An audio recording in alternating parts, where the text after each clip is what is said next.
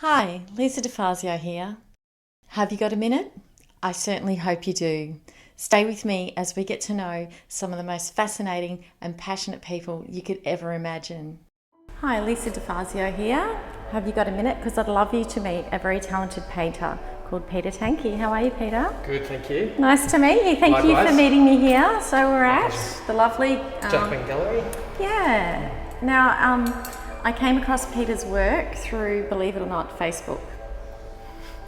Yeah, so which immediately started a dialogue about me buying some art, which is the last thing that I actually need to do because my walls are full. But I might actually be able to make some more room for some of this work. Have you been painting for long? I assume this is your full-time gig? Yep. I've been painting for about 20 years. Okay. I sort of went to TAFE, and from there I sort of moved to Western Australia, which is where I started exhibiting. And then moved back to Melbourne and just kept going with it. With the Western Australian art world, did you find that was very different? Was that kind of when that whole mining thing was happening? It was during that would have been nice timing. It was great actually, and the people there were fantastic. I was actually living in Kalgoorlie in a mining town. Oh wow! So I got friendly with the director of the gallery there, and she was very encouraging, very helpful. The community was it was quite bright and intellectual. There really is a very motivated. vibrant sort of art scene there. Yeah. So that really gave me the I guess confidence to keep going. So do you want to tell us about these pieces? These are some still lifes that I've been working on. I've been working on the still life genre for quite a few years. It's very contemporary. I mean, you've got some other pieces that are very nature based, and they're sort of very organic, but juxtaposed with some sort of industrial pieces as well, and it just brings it up to something, as I said, very contemporary. I think it works beautifully. I kind of like the idea of sort of breaking up the traditional way of going about a still life, but still remaining within those constraints where it's something set up in the studio.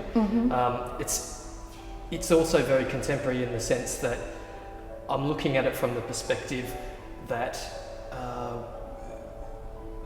I guess the history of still life it kind of looks at life and death and the I suppose the fleeting and obviously these things are like that, whereas opposed to sort of pop art which popularises those images or glorifies them. These, in my mind, when I'm making them, whether it translates or not, in my mind they're sort of showing, look, this is how wasteful we are. Totally. But also too, we also elevate these objects, and they become unavoidable.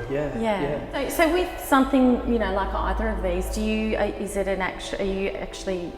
you got a photograph of them? So I set them up in the studio, and I'll do all the lighting, get all that. Okay. So you construct the actual. Oh wow. Okay. Yeah, and then I'll take photographs, and then from there, basically I'll play around with them a bit in Photoshop. That's really interesting. And then That's translate fantastic. them. And when you actually see them, I mean, from seeing thumbnails and things like that on your website, they actually look a lot like actual photographs. But seeing them first person, there's these little subtleties, and as I said, the brush strokes, and they're even more beautiful because when you're up close, it's more sort of an impressionist kind of take, and then when you stand back, you really do get that photo sort of realism. Yeah, I mean that's something that I've tried to hone. It takes a lot of time to. So there lots of going back and forth. Oh yeah. It just takes a long time to get confident enough to be able to allow something to stay loose. It's not easy to actually stop and move away and say, okay, that's enough. And have you ever gone too far and actually made it a photo quality almost up close, and then when you step back you lose it, or is it? It can happen actually. It's a good point. I have made some small pieces that were. I was just working with really fine sable brushes and just trying to capture everything and trying to get it perfect, like the photograph, and in the end, you end up with something that looks, great if it's sitting there in front of you, but from a distance, for whatever reason, it's the way the light translates, or it doesn't have that same energy. And what materials are you using? Oil on canvas. Wow. Wow. So you're also very, very patient. Yeah, I find oils are really hard because of the drying times and all that sort of thing. I mean, it's a pliable sort of medium. Yes. But I find it's good in as much as it doesn't dry quickly, because you're able to work on something, move away, work back into it if you need to. At other times, it can be frustrating because you'll do something and then you've got to move on to another piece or move on to another part of the picture. Yeah. So Peter, I absolutely love these pieces. Do you want to tell us a little bit about them, starting with maybe their names? And I really am tempted to leave a red dot on this one. So well, the one on the left is Plastic Nativity. So you set that up, like you were saying, so you in the studio, and that is so amazing. Yeah. So how big would that be? In reality, it was sort of the... Okay, so not too dissimilar to what you've painted? No, it's what it's made up of is some, in the background, it's actually, for anyone who's into Masters of the Universe, it's a Castle Grayskull. Okay, that's right, I have sons. So so I collect all this stuff. Yeah. And then I found some porcelain nativity characters that I kind of wanted to include. And at the time I was seeing if I could build a narrative between images. I had a show in Tasmania a couple of years ago, and that was part of the show. So there are other pieces that go with that.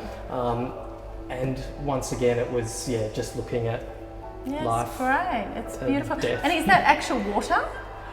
It looks like ripples and a reflection. It does actually. In this, what it is the drawbridge. I love it. I love it. And did you also set this one up? Yes. So this was this is Study of a Can, which is exactly what it is. And I was doing a lot of work with just recycling.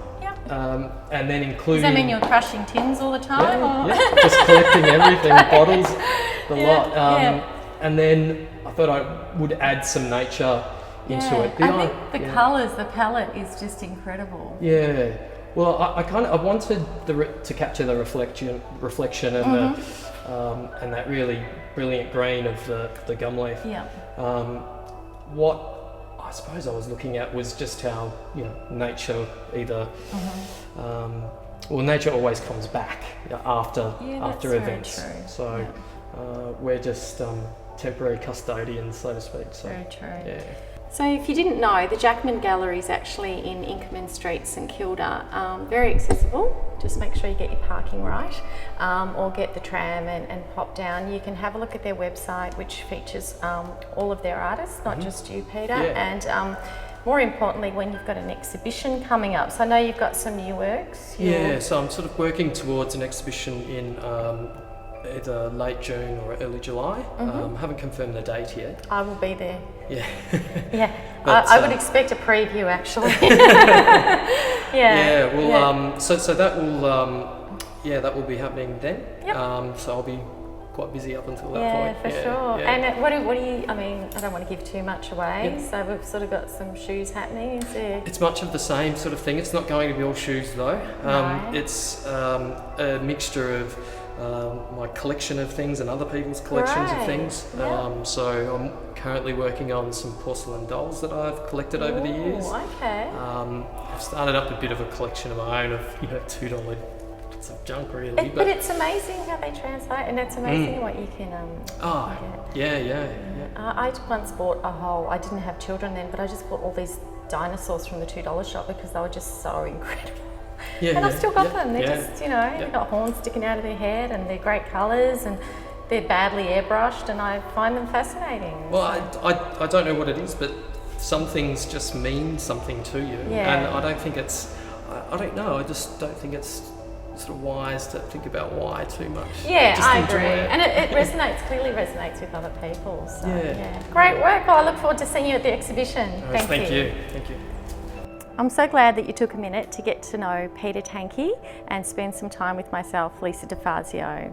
So next time, if you've got a minute, you'll meet some more talented people. I have a fantastic actress lined up who I'm sure you'll see gracing the Oscars carpets very soon, and you'll be saying, I remember her, I saw her on Lisa's show. So please subscribe, tell your friends, and come along to Peter's exhibition.